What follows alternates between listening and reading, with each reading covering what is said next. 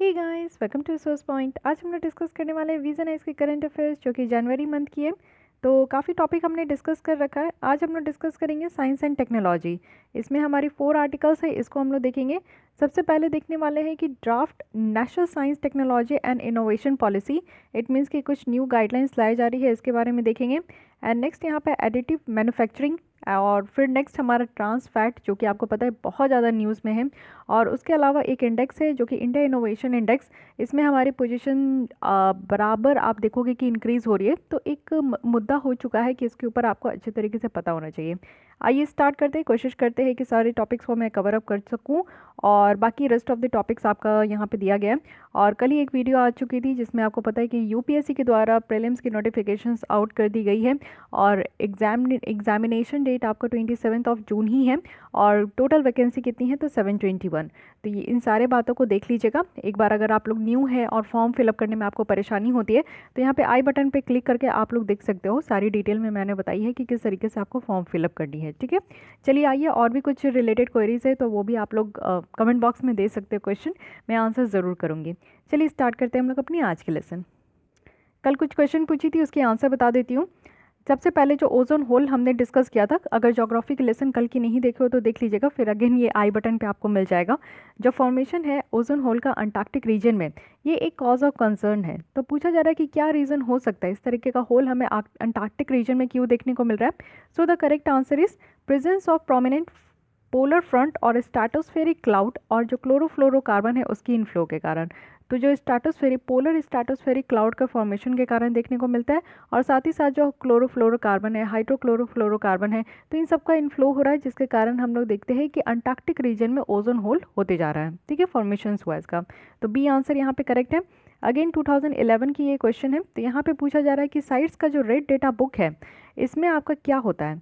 क्या endemic plant और animal species होते हैं, साथ ही threatened plant and animal species होते हैं, या फिर प्रोटेक्टिव साइट्स होता है जिसको कि कंजर्व करना है, और नेचुरल रिसोर्सेज जो कि वेरियस कंट्री में है। तो आपको करेक्ट बताना है कि एक्चुअली रेड डेटा बुक में आपका होता क्या है। तो रेड डेटा बुक है जिसमें कि आप देखोगे कि सारे जितने भी इंडेंजर्ड थ्रेटेंड जो स्पेसीज़ है, चाहे वो प्लांट हो या एनिमल स्पेसीज हो, उनको कैटेगराइज किया गया है according to their number of populations present at this moment.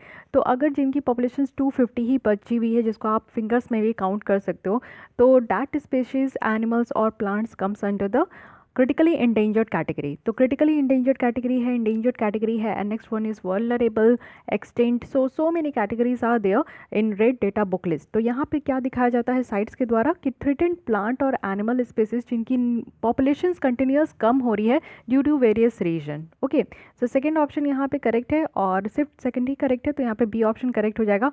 First नहीं है, इंडेमिक प्लांट और एनिमल स्पेसीज के बारे में तो नहीं देखा जाता।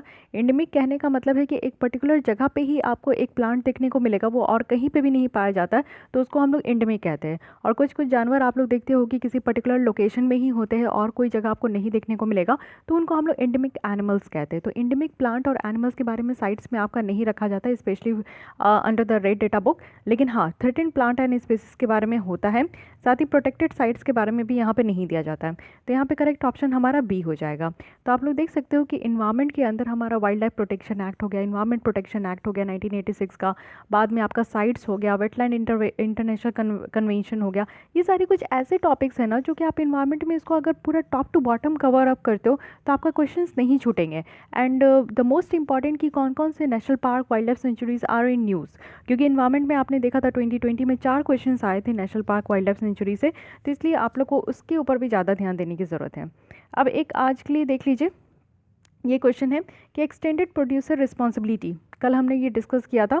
कल नहीं, मैं इसको इन्वायरमेंट के सेकंड पार्ट में डिस्कस की थी। तो इसलिए आपको बताना है कि इसमें किस एक्ट के तहत ये इंपॉर्टेंट फीचर है, एक्सटेंडेड प्रोड्यूसर रिस्पॉन्सिबिलिटी। ये भी आपका यूपीएससी के प्रीलिम्स में ही पूछा गया है। प्रीवियस ईयर क्वेश्चंस को मैं यहाँ पे आपको प्रैक्टिस करा देती हूँ, जिससे कि आपका लेसन्स भी पढ़ते जाओ और आपको उस टॉपिक से पता हो कि कौन से टॉपिक से यूपीएससी क्वेश्चंस पूछी हुई है और कौन सा टॉपिक्स को जो है ना किस तरीके की चीज़ों को यूपीएससी समझती है और क्वेश्चंस को लेती है उससे। तो यहाँ पे आपको बताना है कि किसके अंदर यहाँ पे रखा गया extended produce responsibility, biomedical waste rules 1998 का, या फिर रिसाइक्लिंग रिसाइकल्ड प्लास्टिक रूल्स 1999 का, या फिर the e waste management and handling rules 2011 का, या फिर the food safety and standard regulations 2011 की। इसके आंसर आप लोग को कमेंट बॉक्स में करनी है। कल जब हम लोग लेसन डिस्कस करेंगे तो उसके बाद आपको ये आंसर मिल जाएगा। चलिए स्टार्ट करते हैं हम लोग अपनी आज की आर्टिकल। तो साइंस एंड टेक के अंदर यहाँ पे देखते हैं कि नेशनल साइंस टेक्नोलॉजी और इनोवेशन पॉलिसी को लेकर क्या ड्राफ्ट किया जा रहा है। तो यहाँ पे 5th national science technology and innovation policy है, जिसको कि department of science and technology के द्वारा रिलीज़ किया गया है। तो पहले देखते हैं कि इस तरीके की न्यू पॉलिसी की हमें ज़रूरत क्यों पड़ी। क्योंकि हमारे यहाँ साइंटिफिक नॉलेज की एक्सेस की कमी है। आपको पता है कि हमारे यहाँ रिसर्च एंड डेवलपमेंट की कमी है, जिसके कारण जो है इस तरीके का न्यू पॉलिसी लाना पड़ा, जिस पे फोकस किया जाएगा मेनली हमारे यहाँ जो है 3.5 लाख जो ऑड रिसर्चर्स हैं उनको यहाँ पे इस तरीके का टेक्नोलॉजी को एक्सेस करने का मौका दिया जाएगा।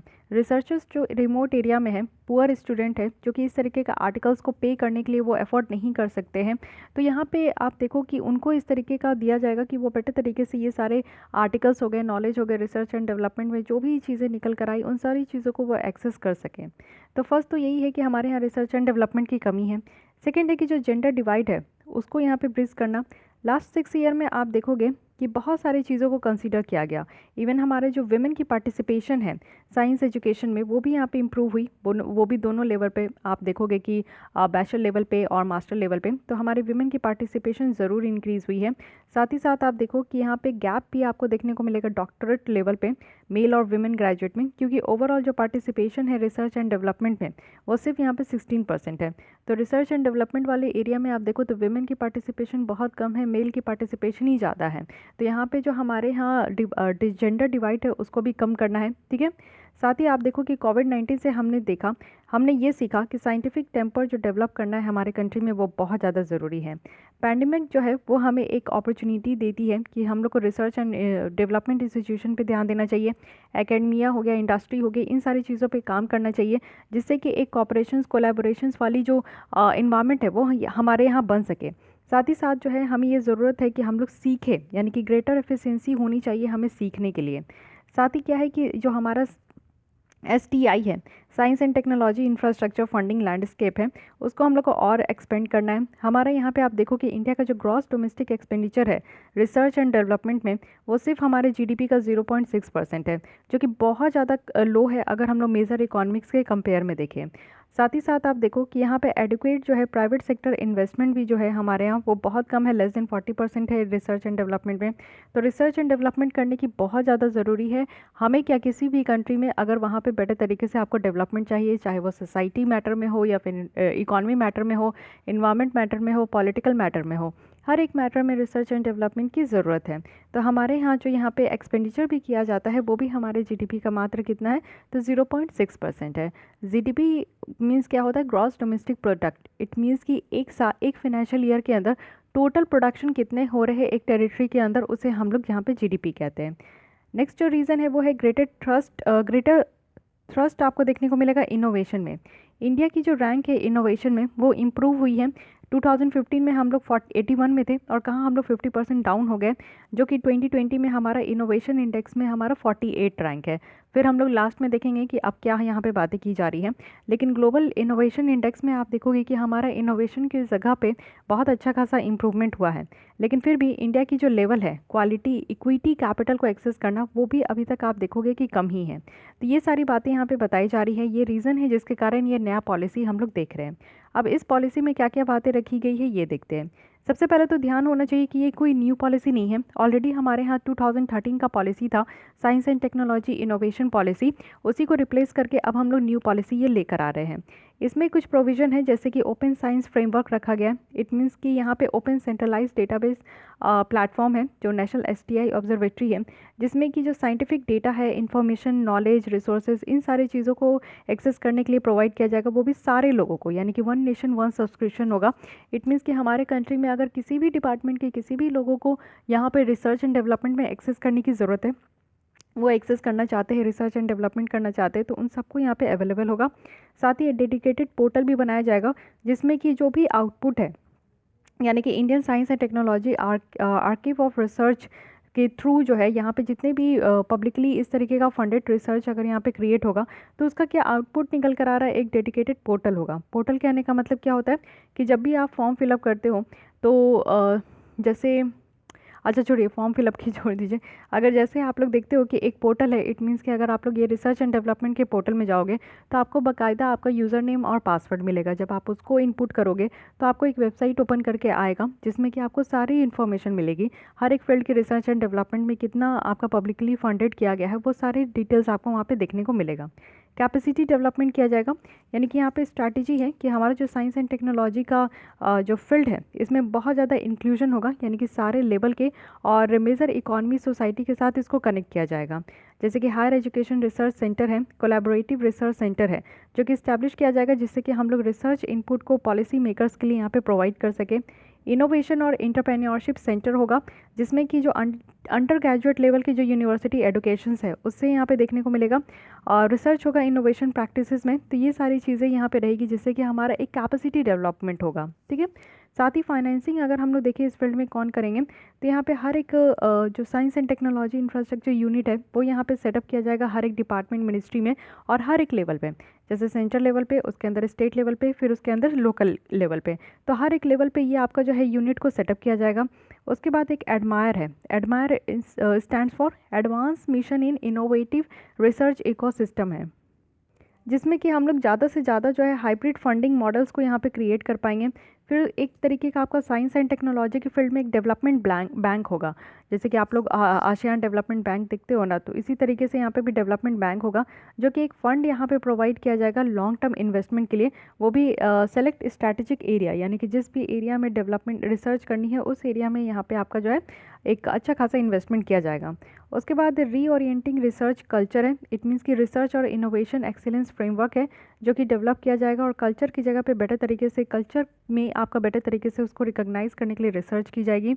उसके बाद है इंटीग्रेटेड ट्रेडिशनल नॉलेज सिस्टम है, एक इंस्टीट्यूशनल आर्किटेक्चर है जो कि आपका इस्टेब्लिश किया जाएगा और इंटीग्रेटेड यहाँ पे ट्रांजिशनल नॉलेज होगा।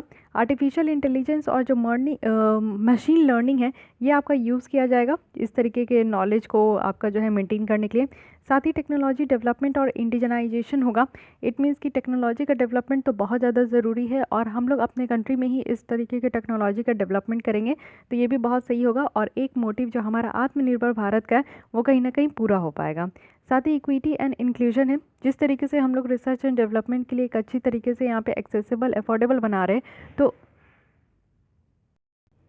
इक्विटी और इंक्लूजन की बात करें तो ये ऑल इंडिया जो सेंट्रिक इक्विटी और इंक्लूजन चार्टर है ये बाद में चल के डेवलप किया जाएगा, जिसमें कि सारे नॉर्म्स, यानी कि आप समझते हो कि कुछ लोगों के साथ डिस्क्रिमिनेशन होती है, कुछ ज़रूरतमंद लोगों को बाहर रखा जाता है या फिर इनइक्वालिटीज़ देखने को मिलता है, तो अगर इनइक्वालिटीज़ देखने को मिला जिससे कि कोई भी इंस्टीट्यूशन मैकेनिज्म की डेवलपमेंट पे रोक लगे या फिर उसमें कुछ प्रभावित हो तो उसको यहाँ पे देखा जाएगा इस all India centric equity and inclusion charter में। साथ ही साथ main stream science communication and public engagement, और ये कैसे होगा तो यहाँ पे क्रिएटिव के थ्रू होगा, क्रॉस डिस्क्रिमिनेशनरी यहाँ पे डिसिप्लिनरी यहाँ पे प्लेटफॉर्म होगी, रिसर्च इनिशिएटिव होगी, आउटरीच प्लेटफॉर्म होगी, सोशल मीडिया सेंटर है जिसको इस्टेब्लिश किया जाएगा नेशनल और रीजनल लेवल पे, जिससे कि साइंटिस्ट से हम लोग कनेक्ट कर पाएंगे और इससे बेटर यहाँ पे साइंस कम्युनिकेशन हो पाएगा।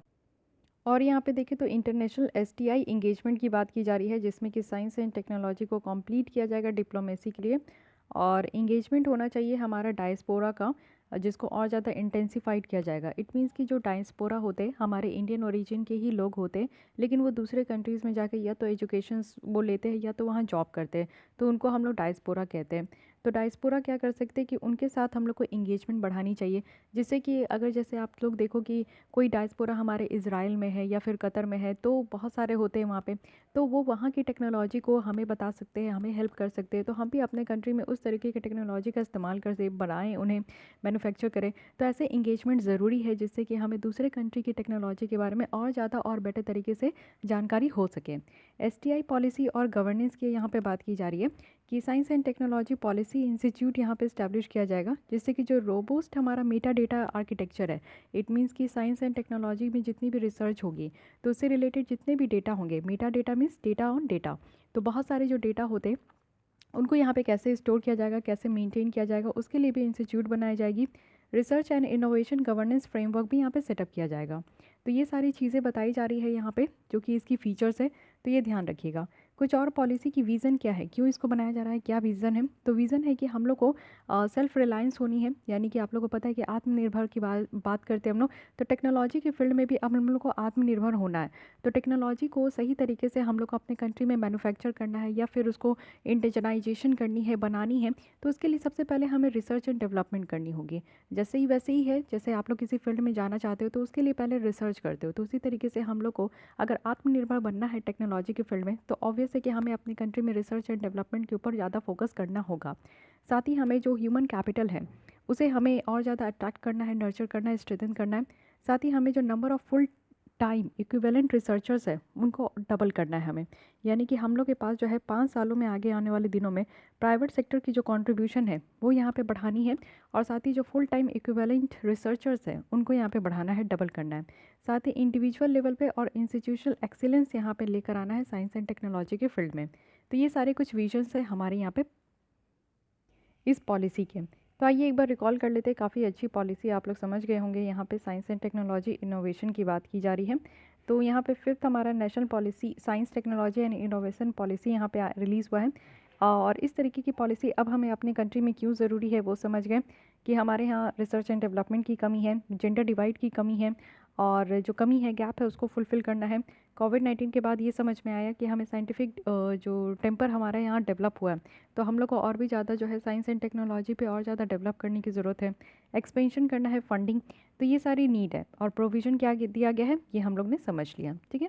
तो ये ध्यान रखिएगा थोड़ा बहुत, हालांकि प्रीलिम्स पॉइंट ऑफ व्यू से उतने ज़्यादा इंपॉर्टेंट नहीं है। नेक्स्ट आते हैं, ये आपको ज़्यादा इंपॉर्टेंट देखने को मिलेगा, जो कि है additive manufacturing. Recently ministry of electronic and information technology के द्वारा एक स्ट्रैटेजी पेपर तैयार किया गया, जिसका यहाँ पे हेडलाइन रखा गया है national strategy on additive manufacturing. तो ये एडिटिव मैन्युफैक्चरिंग क्या है और नेशनल स्ट्रैटेजी क्या है ये समझते हैं। इस स्ट्रैटेजी का एम है कि बहुत सारे जो वर्टिकल्स हैं हमारे एडिटिव मैन्युफैक्चरिंग सेक्टर्स में, उसको यहाँ पे प्रमोट करना है। इट मीन्स कि हमारे यहाँ मैन्युफैक्चरिंग सेक्टर्स को और ज़्यादा बूस्ट करना है। मशीन को मैन्युफैक्चर करने के लिए कुछ मटेरियल, सॉफ्टवेयर और डिज़ाइन इस तरीके से लेकर आना है जिससे कि बिज़नेस अपॉर्चुनिटी ज़्यादा से ज़्यादा हमारे आगे आने वाले फ्यूचर में निकल कर आए। इससे क्या होगा कि फर्दर हमारे यहाँ जो अनटैप्ड पोटेंशियल बिजनेस अपॉर्चुनिटी को अडॉप्ट करने का जो यहाँ पे जो अडॉप्ट किया जाता है उसको और ज़्यादा एक्सेलरेशन मिलेगी। और कुछ रिकमेंडेशन जो हमारे यहाँ नेशनल इलेक्ट्रॉनिक्स पॉलिसी 2019 में दी गई है उसको बेटर तरीके से हम लोग एग्जीक्यूट कर पाएंगे। इसकी ऑब्जेक्टिव क्या है? इसकी ऑब्जेक्टिव है कि एक सस्टेनेबल इकोसिस्टम डेवलप करना है, कि हमारे यहाँ जो एडिटिव मैन्युफैक्चरिंग है वो इंडस्ट्री पूरी तरीके से हमारे ग्लोबल लेवल पे कॉम्पीट कर पाए। साथ ही साथ जो पोजीशन है इंडिया का ग्लोबल इनोवेशन और रिसर्च हब जैसा, वो यहाँ पे बढ़ पाए, और हमारा इंडियन जो आईपीआर है उसको प्रमोट मिले, यानी कि इंटेलेक्चुअल प्रॉपर्टी राइट्स जो है उसको यहाँ पे और भी ज़्यादा जो है प्रमोट किया जा सके। स्ट्रैटेजी का क्या कहा जा रहा है? स्ट्रैटेजी कहा जा रहा है कि यहाँ पे नेशनल एडिटिव मैन्युफैक्चरिंग सेंटर बनानी है, और एक डेडिकेटेड एजेंसी होगी जो कि यहाँ पे सिर्फ एडिटिव मैन्युफैक्चरिंग से ही रिलेटेड यहाँ पे काम किया जाएगा। इंजीनियरिंग करिकुलम होगा जो कि सूटेबल हो बैचलर के लिए और मास्टर डिग्रीज़ के लिए। इट मीन्स कि यहाँ पे अब आप लोग देखो कि इस करिकुलम को, यानी कि यहाँ पे आपका इनिशिएट किया जाएगा आईटीआईज़ में, एनआईटीज़ में, आईआईटीज़ में। अब यहाँ पे समझते हैं एडिटिव मैन्युफैक्चरिंग 3D पेंटिंग जिसे हम लोग कहते हैं। तो 3D पेंटिंग आप लोग ने देखा होगा कि काफ़ी ज़्यादा आपको देखने को मिलता है कि एक पोस्टर रहती है, लेकिन आप लोग सोचते हो कि वो रियल में है, एक काइंड ऑफ रियलिटी आपको दिखाती है, तो उसको हम लोग 3D पेंटिंग कहते हैं। इसी को हम लोग प्यार से एडिटिव मैन्युफैक्चरिंग कहते हैं टेक्निकल लैंग्वेज में। तो एडिटिव मैन्युफैक्चरिंग, इससे क्वेश्चन बनने की चांसेस है। ये प्रीलिम फोकस्ड है आपका, क्योंकि पहले आप लोग देखे थे कि एक वर्चुअल और ऑगमेंटेड रियलिटीज़ जो पूछा गया था वो भी साइंस एंड टेक का ही पार्ट था। तो मे बी इस बार एडिटिव मैन्युफैक्चरिंग की बात करें, 3D पेंटिंग की, ये एक तरीके का टेक्नोलॉजी है जिसमें कि 3 डायमेंशन ऑब्जेक्ट्स यहाँ पे आपके कंस्ट्रक्ट किए जाते हैं, वो भी डिजिटल 3D मॉडल्स के थ्रू, और इसको कैड मॉडल कहते हैं, यानी कि कंप्यूटर एडेड डिज़ाइन।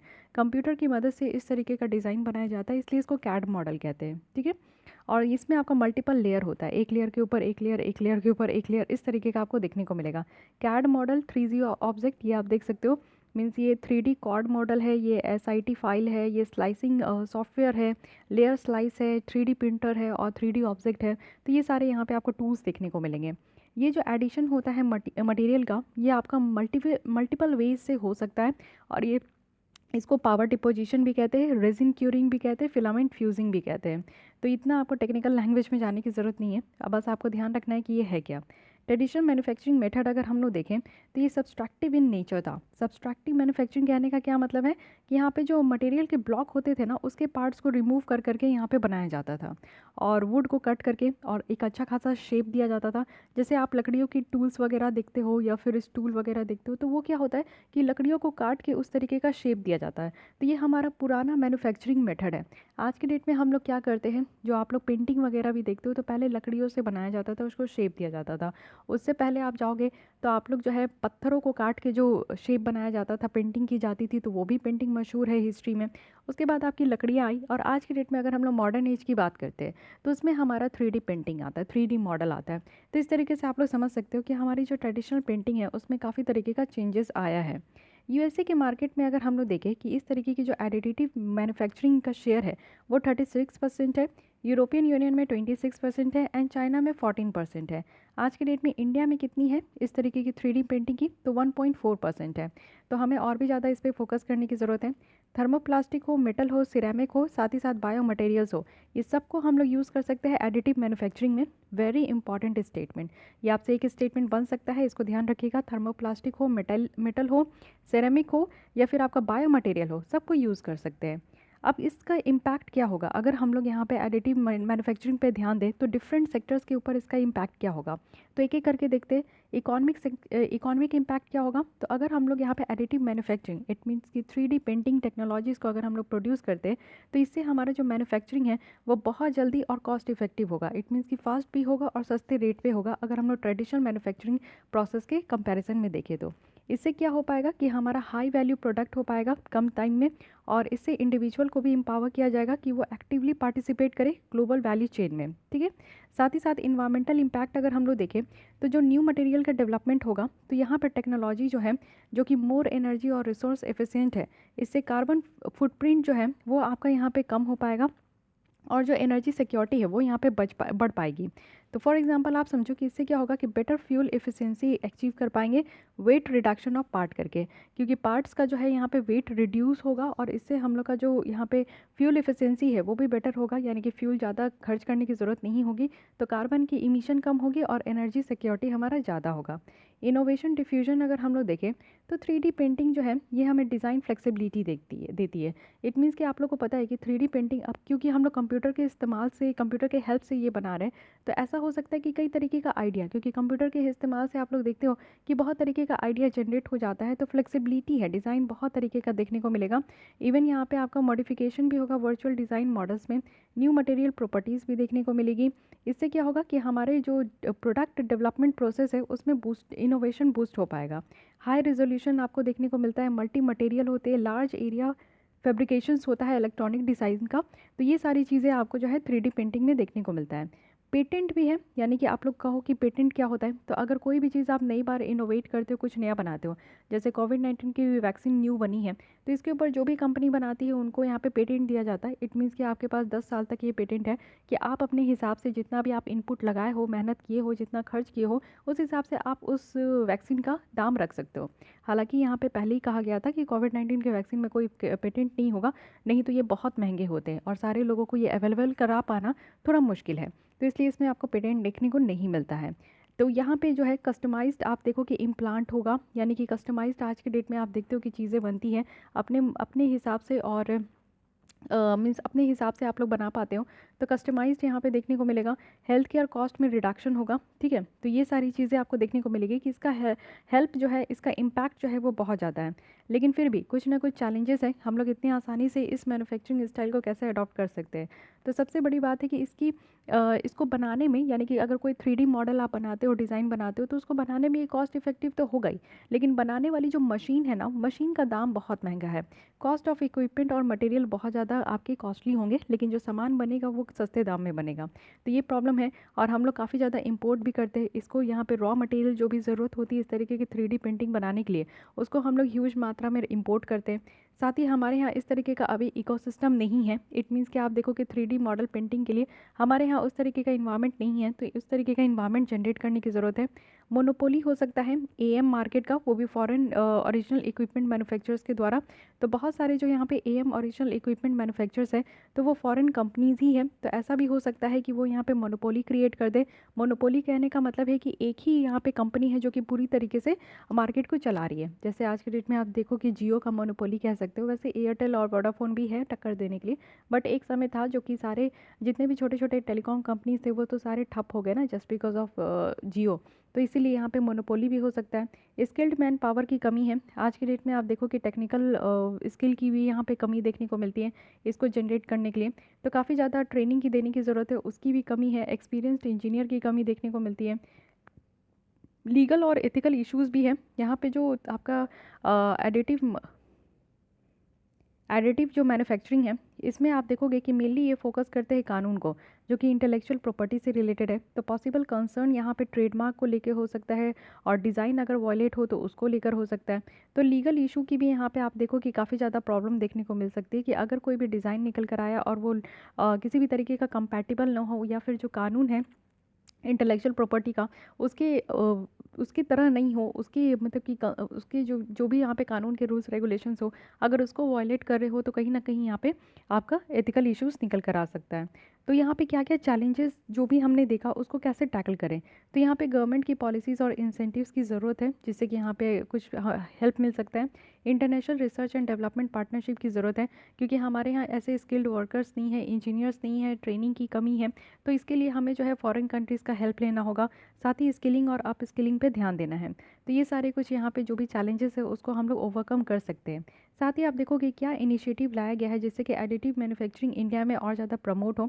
तो हमारे यहाँ 3D प्रिंटिंग मैन्युफैक्चरिंग लैब बनाई जा रही है, वो भी औरंगाबाद में। तो क्या नाम है उसका, national institute of electronics and information technology. यहाँ पे आप देखो 3D प्रिंटिंग मैन्युफैक्चरिंग लैब बनाया गया है। साथ ही अटल इनोवेशन मिशन, इसके अंदर आप जानते हो कि अटल टिंकरिंग लैब बनाया गया, जिसमें कि जिसको भी अगर कोई भी आइडिया है, कोई इनोवेशन करना है तो वो इस लैब में आकर एक्सपेरिमेंट कर सकते हैं।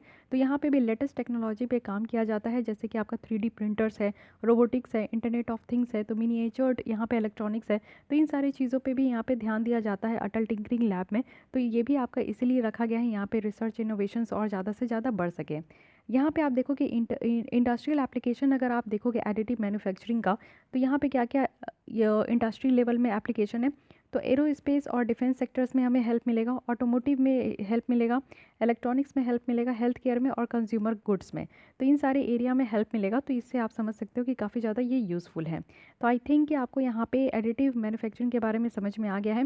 3D पेंटिंग है, बस सिंपल याद रखिएगा, क्योंकि साइंस एंड टेक वाले पोर्शंस में ये सारे जो टॉपिक होते हैं ना वो प्रीलिम्स के लिए काफ़ी ज़्यादा इंपॉर्टेंट हो जाते हैं। ओके, तो यहाँ पे हमने देखा कि क्या है एडिटिव मैन्युफैक्चरिंग और 3D प्रिंटिंग, साथ ही इसका क्या इम्पैक्ट होगा, इकोनॉमिक इम्पैक्ट देखें, इन्वायरमेंट इम्पैक्ट, इनोवेशन इम्पैक्ट, साथ ही क्या क्या चैलेंजेस है और उस चैलेंज को कैसे हम लोग ओवरकम कर सकते हैं।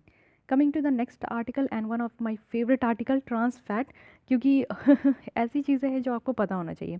ऑयल के बाद FSSAI ने यहाँ पे ट्रांस फैट को कैप लगाया है कि ट्रांस फैट फूड में नहीं होना चाहिए। अब आप लोग को एक चीज़ मैं यहाँ पे काम देती हूँ कि जब भी आप बाहर जाते हो मार्केट में और कुछ भी पैकेट फूड खरीद के लाते हो, कोई भी चिप्स कुरकुरे वगैरह कुछ भी, और या तो आप लोग कुछ जैसे कुछ भी पैकेट बंद अगर आप लोग खाते हो ना, जैसे बिस्किट वगैरह भी खाते हो, या फिर आप लोग अगर मूसली खाते हो, कुछ भी जो पैकेट बंद होता है, तो उसमें आप लोग देखिएगा जो आपका दिया रहता है कि प्रोटीन, फैट्स, विटामिन्स, मिनरल्स इतने सारे, तो उसमें ट्रांस फैट का भी कॉल्यूम होता है। तो ट्रांस फैट कितने हैं उसमें, जब भी आप कुछ भी बाहर से पैकेट वाला ख़रीदो उसके पीछे इंग्रेडिएंट्स आप देखो। इंग्रेडिएंट्स देखने की ज़रूरत नहीं है, उसमें कॉन्स्टिट्यूशंस देखना कि कॉन्स्टिट्यूशन नहीं, कॉन्स्टिट्यूट किस किस चीज़ से है, उसमें क्या क्या मिला हुआ है, विटामिन कितने हैं, मिनरल्स कितने हैं, तो उसमें ट्रांस फैट कितने हैं। बहुत सारे प्रोडक्ट्स में आपका आगे ही लिखा रहेगा पैकेट में कि ज़ीरो ट्रांस फैट। ओके, तो इसलिए आप लोग को ध्यान रखना है। तो जो भी ज़ीरो ट्रांस फैट हो कोशिश कीजिए कि वही आप लोग खाइए, बाकी और मत खाइए। सबसे पहले इस ऑर्गेनाइजेशन के बारे में देखते हैं, food safety and standard authority of India.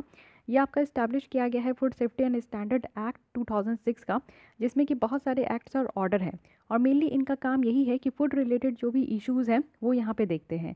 FSSAI के द्वारा यहाँ पे साइंस बेस्ड स्टैंडर्ड रखा गया है फूड्स को लेकर, और उनके manufacture, storage, distribution, sale and import, और कितना अवेबिलिटी है या फिर होल सेल फूड कितना है ह्यूमन कंजप्शंस के लिए, इसको इनके द्वारा देखा जाता है।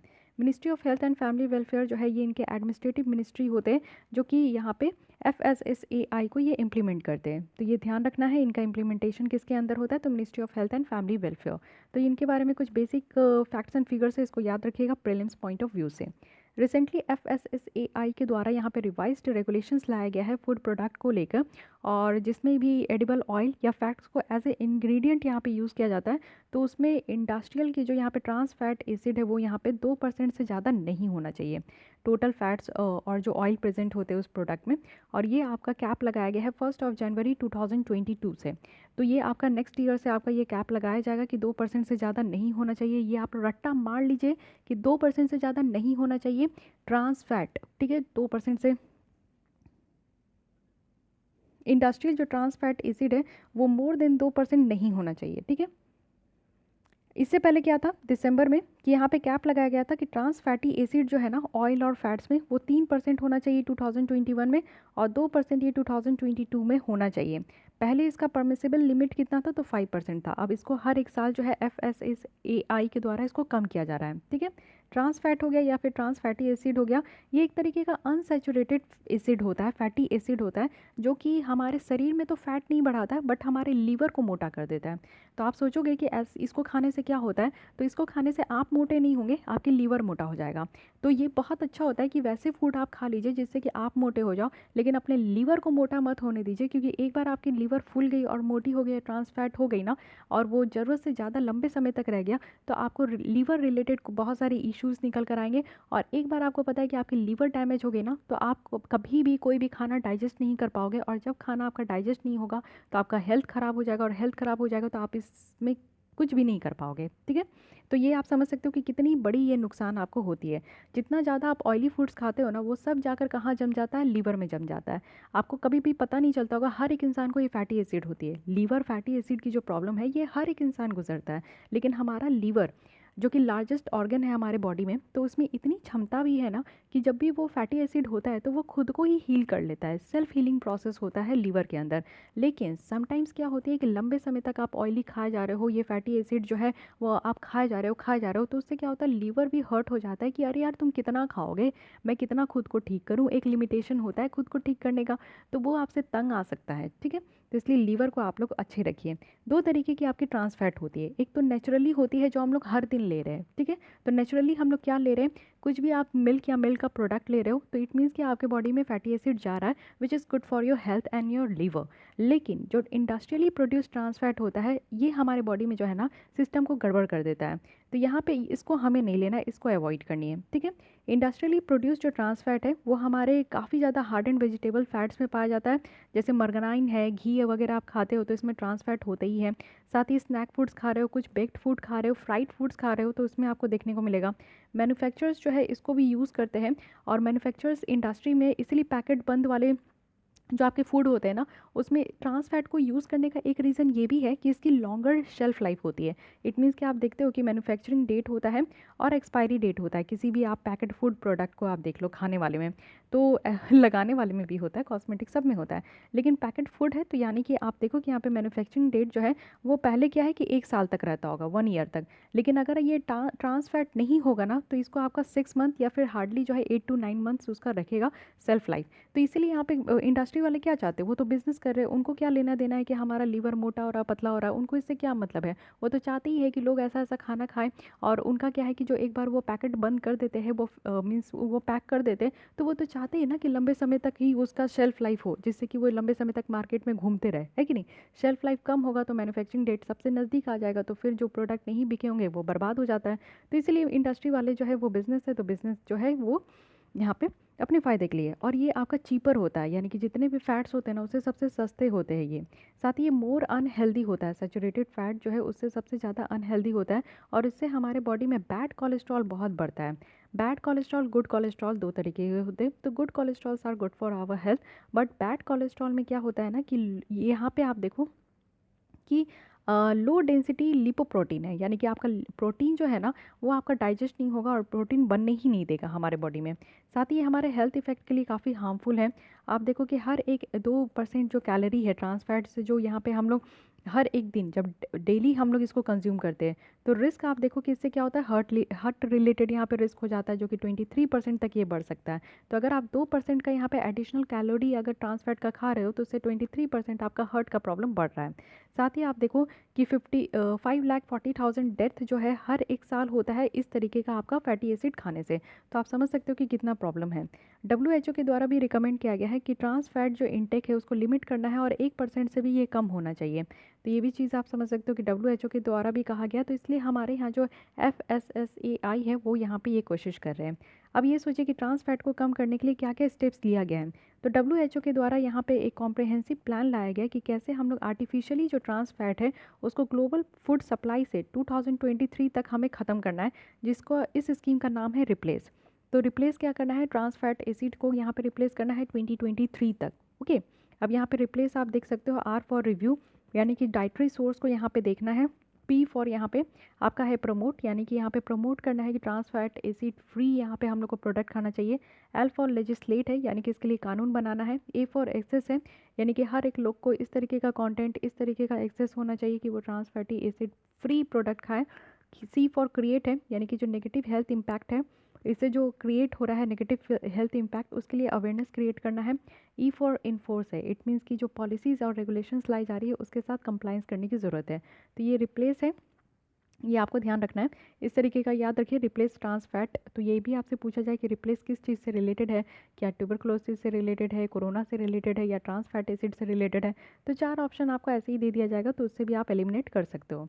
FSSAI जो कि ministry of health and family welfare के अंदर काम करते हैं, उनका यहाँ पे ये काम कर रहे हैं कि कैसे इंडस्ट्रियली जो प्रोड्यूस ट्रांस फैटी एसिड है फूड सप्लाई में, उसको 2022 तक यहाँ पे ख़त्म कर देना है।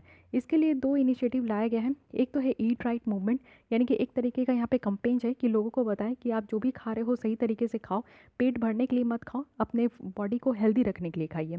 साथ ही आप देखो कि यहाँ पे कहा गया है कि शुगर, सॉल्ट, ऑयल, जिसको हम लोग वाइट पॉइजन कहते हैं, इसकी कंजप्शन 30% तक कम कर देना है। साथ ही हार्ट अटैक रिवाइंड कंपेन चलाया जा रहा है कि लोगों को ये बताना है कि अगर हम लोग ज़्यादा से ज़्यादा फैटी एसिड, ट्रांस फैट को कंज्यूम करेंगे तो इससे हम लोग जो है ना एक दिन हार्ट अटैक से ही मर जाएंगे। तो इसीलिए ये काम नहीं करना है। ट्रांस फैट फ्री लोगो यहाँ पे देना है। इट मीन्स कि फूड इस्टेब्लिशमेंट जो है, जो कि ट्रांस फैट फ्री लोगो और trans fat free fat oil, ये जो है ना यहाँ पे यूज़ करेंगे और लोगो आपको देखने को मिलेगा। यानी कि मैं भी कह रही हूँ ना कि कुछ ऐसे आपके खाने के प्रोडक्ट है जिसमें कि आपको स्टार्टिंग में ही दिख जाएगा। जैसे अगर आप लोग चोकोस खाते हो, 10 रुपीज़ वाली आती है जो छोटी पैकेट, तो उसके भी साइड में आपको दिख जाएगा कि वो ट्रांस फैट फ्री आपका लिखा रहता है। साथ ही लिटिल हार्ट अगर आप लोग खाते हो, इस तरीके की बिस्किट होती है थोड़ी सुगरी टाइप की, तो उसमें भी आपका लिखा रहता है। तो ये कुछ ऐसे है जो कि मैं खाती हूँ, बहुत ही मजबूर हो जाती हूँ बाहर तब, तो आप लोग भी देख सकते हो। ठीक है, चैलेंज क्या है इसको एलिमिनेट करने के लिए? तो सबसे बड़ी बात है कि लोगों को अवेयरनेस नहीं होता है। अब वही बात है कि आप लोग यहाँ पे पढ़ रहे हो तो इसलिए आप लोग अवेयर हो। अपने दोस्तों से पूछना, तो उनको कुछ नहीं पता होगा, वो तो ये भी नहीं जानते होंगे कि ट्रांस फैट एसिड होता क्या है। ठीक है, तो आप लोग अपने दोस्तों से पूछना।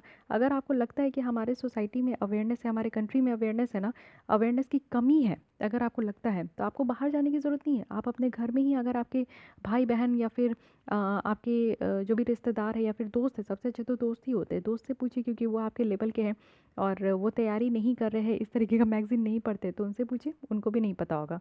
तो आप सोच सकते हो कि जब पढ़े लिखे लोग नहीं जानते तो फिर अनपढ़ लोगों का क्या कहना।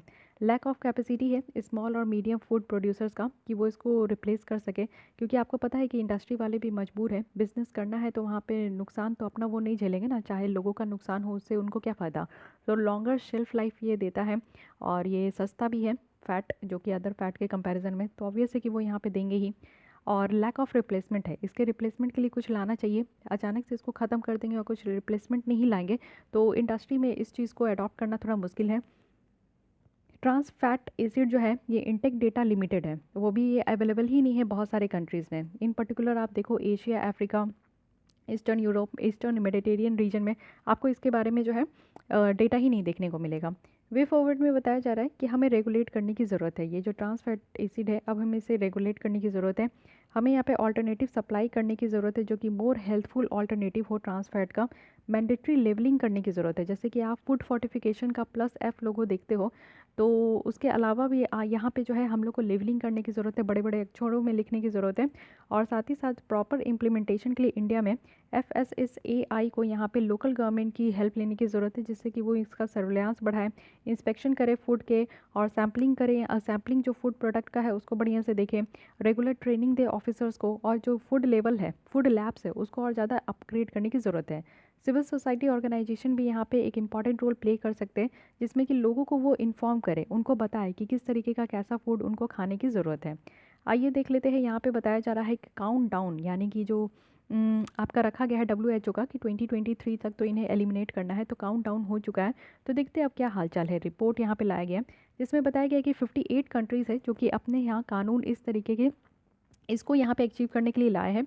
और साथ ही साथ आप देखो कि 15 कंट्रीज़ हैं जो कि यहाँ पे 2/3 of the world wide death देखने को मिला। सबसे ज़्यादा आप देखो कि 4 कंट्रीज़ हैं, कनाडा, लाटविया, स्लोवेनिया और USA है, जो कि अपने यहाँ WHO recommended best practice policies को वो इम्प्लीमेंट कर रहे हैं। ठीक है, साथ ही रिमेनिंग 11 कंट्रीज़ है जिसमें कि अज़रबैजान, बांग्लादेश, भूटान, इक्वाडोर और Egypt, India, Iran, Mexico, Nepal, Pakistan, Korea, ये अभी भी जो है अर्जेंट स्टेप्स लेने से अभी भी पीछे है, अर्जेंट स्टेप्स नहीं ले रहे। बट इंडिया में तो अर्जेंट स्टेप्स लिया जा रहा है, हमारे FSSAI के द्वारा अच्छा काम किया जा रहा है। देखते हैं कि हम लोग WHO से 1 साल पहले का टारगेट लेके चले। आप लोग को पता है कि WHO जिस चीज़ का टारगेट रखता है उस चीज़ को हम लोग पहले ही टारगेट रख लेते हैं, यानी कि 2025 में हमें मलेरिया फ्री होना है, ट्यूबरक्लोसिस फ्री होना है, नहीं 2027 में मलेरिया फ्री होना है, 2025 में हमें TB फ्री होना है, और 2022 में हमें ट्रांस फैट फ्री होना है। जबकि WHO का जो टारगेट रहता है वो हमसे ज़्यादा रहता है, तो हम लोग कोशिश करते हैं कि उनसे पहले ही हम लोग इस टारगेट को अचीव कर लें।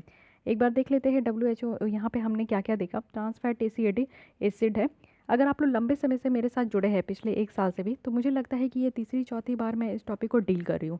तो आप लोग समझ सकते हैं कि 1 साल में अगर कोई टॉपिक आप बार बार रिपीटेडली अगर 3-4 बार पढ़ रहे हो, तो UPSC इसका फ़ैन हो जाता है और फिर इससे क्वेश्चंस बनाते हैं वो, चाहे वो आपके प्रीलिम्स में या मेंस में आपको क्वेश्चंस देखने को मिलेंगे। ठीक है, तो चलिए यहाँ पे देखते हैं ट्रांस फैट है होता क्या है, और इस ऑर्गेनाइजेशन के बारे में कुछ फैक्ट्स एंड फिगर देखें।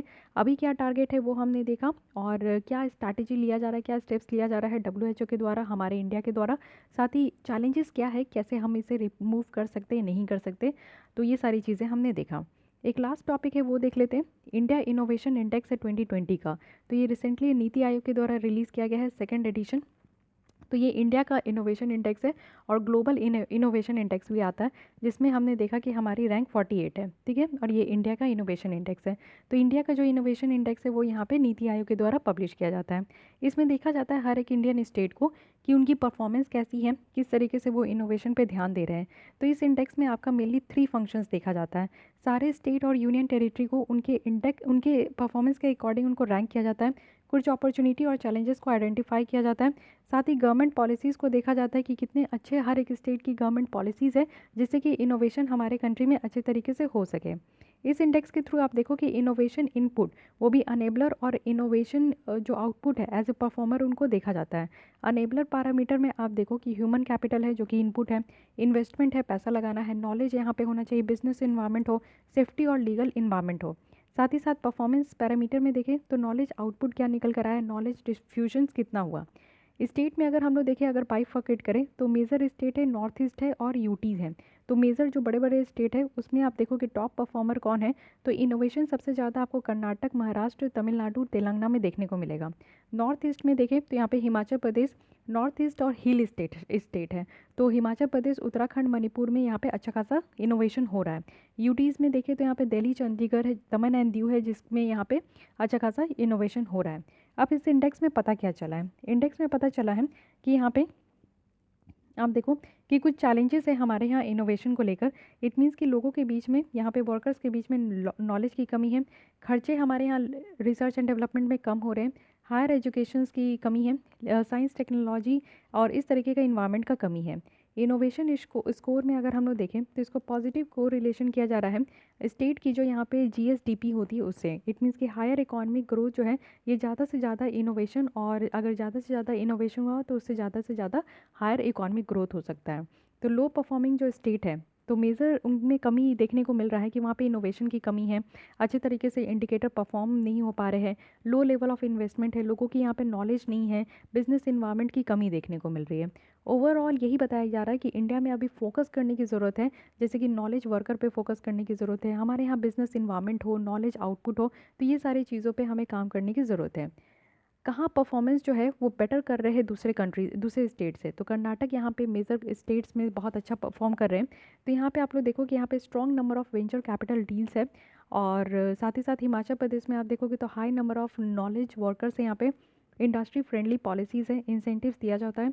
दिल्ली में अगर आप देखो तो बिजनेस इन्वायरमेंट है, ठीक है। तो इन स्पेशली किस लिए, तो इंटरनेट पेनिट्रेशन में, कि इंटरनेट की फैसिलिटी बहुत अच्छा दिल्ली में दिया जा रहा है। तो इसलिए ये सारे रीजंस है, बड़े बड़े जहाँ पे परफॉर्मेंस अच्छे हैं जिस स्टेट यूटीज़ में, तो उससे हमें सीखना चाहिए कि एक्चुअली वहाँ पे इनोवेशन की परफॉर्मेंस कैसे अच्छी है, ठीक है। अब देखते हैं क्या क्या इश्यूज़ हैं। अगर नेशनल लेवल पे देखें तो सबसे बड़ी प्रॉब्लम है हमें कि रिसर्च सेंटर्स की कमी है, स्पेशली नॉर्थ ईस्टर्न स्टेट में हमारे यहाँ इंक्यूबेटर सेंटर्स की कमी है, जिससे आप देखो कि यंग जो बिज़नेस है, यंग जो यहाँ पे बिज़नेस है उसकी ग्रोथ यहाँ पे हर्ट होती है। साथ ही साथ लिमिटेड ग्रास रूट इनोवेशन है, इनोवेशन की हमारे यहाँ ऑलरेडी कमी है। स्टेट लेवल में देखिए तो हमारे स्टेट स्पेसिफिक जो इनोवेशन सेल है उसकी कमी है। साथ ही साथ सजेशन जो रिपोर्ट के द्वारा दिया गया है वो ये कहा जा रहा है स्टेट लेवल पे कि हमें टैक्स इंसेंटिव्स देना होगा, टैक्स में छूट देना होगा अगर कोई भी नया इनोवेशन करते हैं, लो इंटरेस्ट लोन लेना होगा, लोन देना होगा, साथ ही रिसर्च एंड डेवलपमेंट पे भी ध्यान देना होगा। Direct and research development grant companies को देनी होगी, जिससे कि वो अपने इनोवेशन करने के लिए जितनी भी रिसर्च करनी है वो बेटर तरीके से कर सकें। एक टीयर बेस्ड इंक्यूबेटर इकोसिस्टम होनी चाहिए और सक्सेसफुल आउटरीच प्रोग्राम हो। साथ ही स्टेट लेवल पे अगर हम लोग देखें तो स्पेशल गवर्नमेंट बैक्ड एंटिटीज़ हो जिसको इस्टेब्लिश करना ज़रूरी है, जैसे इनोवेशन सेल वगैरह। और तेलंगाना में आप देखोगे तो इनोवेशन सेल बनाया गया है। इट मीन्स कि एक अलग से इंस्टीट्यूशन होनी चाहिए जहाँ पे लोग जाकर इनोवेशन कर सकें। साथ ही पीयर टू पीयर लर्निंग को प्रमोट करना है, और साथ ही यहाँ पे स्टेट इनोवेशन पॉलिसीज़ को फोकस करने की ज़रूरत है। तो ये सारे काम करने की ज़रूरत है जिससे कि हम लोग बेटर तरीके से जो इनोवेशन में प्रॉब्लम है वो हम लोग यहाँ पे अचीव कर पाएंगे। अब यहाँ पे हमारा दिया गया है कि इंडिया और इनोवेशन की बात। तो इनोवेशन मीन्स क्या होता है, इनोवेशन मीन्स होता है कि कुछ नए आइडिया को क्रिएट करना, डेवलप करना, कुछ न्यू प्रोडक्ट्स को इम्प्लीमेंट करना, प्रोसेस को इम्प्लीमेंट करना, जिसका एम है कि एफिशिएंसी, यानी कि ऐसा कुछ यहाँ पे डेवलप करना जिससे कि आपका काम और आसान हो जाए और कॉम्पिटिटिव एडवांटेज हो। इंडिया का रैंक ग्लोबल इनोवेशन इंडेक्स में 48 है। ग्लोबल इनोवेशन इंडेक्स जो है ये जॉइंटली कोलैबोरेटिव एफर्ट्स है, जो कि विपो है और इंस्टीड है और कॉर्नेल यूनिवर्सिटी है जो कि पब्लिश करते हैं। तो प्लीज़ कंफ्यूज मत होइएगा, क्वेश्चंस अगर पूछा जाए कि ग्लोबल इनोवेशन इंडेक्स कौन पब्लिश करते हैं तो ये है विपो, इंस्टीड और कॉर्नेल यूनिवर्सिटी। अगर इंडिया इनोवेशन इंडेक्स पूछा जाए तो ये है नीति आयोग। साथ ही इंडिया का रैंक आप देखो तो हाईएस्ट है सेंट्रल और सदर्न एशियन इनो कंट्रीज़ में। इंडिया के द्वारा जीडीपी का 0.7% जो है रिसर्च एंड डेवलपमेंट पे ये आपका खर्च किया जाता है, जो कि बहुत ज़्यादा कम है। अगर आप साउथ कोरिया का देखोगे तो साउथ कोरिया हो गया, इसराइल हो गया, स्वीडन हो गया, ये सारे अपने यहाँ पे रिसर्च एंड डेवलपमेंट में बहुत ज़्यादा खर्च करते हैं। इंडिया की अगर हम लोग देखें तो लो शेयर है रिसर्चर्स का पर मिलियन हैबिटाट का। साथ ही अगर ग्रॉस एक्सपेंडिचर भी आप देखोगे तो बहुत यहाँ पे थोड़ा बढ़ा है, कॉन्स्टेंटली बढ़ रहा है। साथ ही आप देखो कि national research and development expenditure bye अगर हम लोग सेक्टर देखें कितना है, तो रिसर्च एंड डेवलपमेंट एजुकेशन पे कितना किया जाता है तो 7%, पब्लिक सेक्टर इंडस्ट्री में 5%, स्टेट गवर्नमेंट में 6%, प्राइवेट सेक्टर इंडस्ट्री में 37%, सेंट्रल गवर्नमेंट में 45%। तो सबसे ज़्यादा जो है यहाँ पे आपका रिसर्च एंड डेवलपमेंट का एक्सपेंडिचर कहाँ होता है, सेंट्रल गवर्नमेंट में। तो ये आप एरिया देख सकते हो कि कहाँ पे कम होता है, कहाँ पे ज़्यादा हो जाता है, ये भी आपका पूछा जा सकता है स्टेटमेंट के फॉर्म में, तो ये भी आपको ध्यान रखनी है। फाइन, तो यहाँ पे हमारा इंडिया इनोवेशन इंडेक्स खत्म हो गया, जहाँ पे हम लोग देखें कि जो पैरामीटर्स क्या क्या है, इनपुट आउटपुट पैरामीटर्स, और मेजर स्टेट नॉर्थ ईस्ट और यूटीज़ के बारे में हमने देखा, की फाइंडिंग के बारे में देखा कि इंडिया में किस तरीके से क्या चल रहा है, और जितने भी यहाँ पे मेजर स्टेट है, यूनियन टेरिटरीज़ है या फिर नॉर्थ ईस्ट हिल स्टेट है, वो अपने यहाँ उनकी परफॉर्मेंस अच्छी है तो किस बेसिस पे अच्छी है, वो ये सारी चीज़ें हमने देखा। ठीक है, तो यहाँ पे हमारे ये ख़त्म हो गया साइंस एंड टेक भी। अब आपका एक कल लेसन आएगा सोशल इश्यूज़ पे, फिर आपका कल्चर पे और न्यूज़ इन शॉर्ट पे। तो इस तरीके से हमारा ये मैगजीन जो है 2-3 दिन में कंप्लीट हो जाएगा। तो आज के लिए बस इतना ही। अगर आपको ये लेसन अच्छी लगती है तो लाइक कीजिए, अपने दोस्तों के साथ भी शेयर कर सकते हैं। फिर भी कोई डाउट, कोई सजेशन है तो आप कमेंट कीजिए, एंड मेक श्योर कि आपने हमारे चैनल को सब्सक्राइब कर लिया है। Thank you.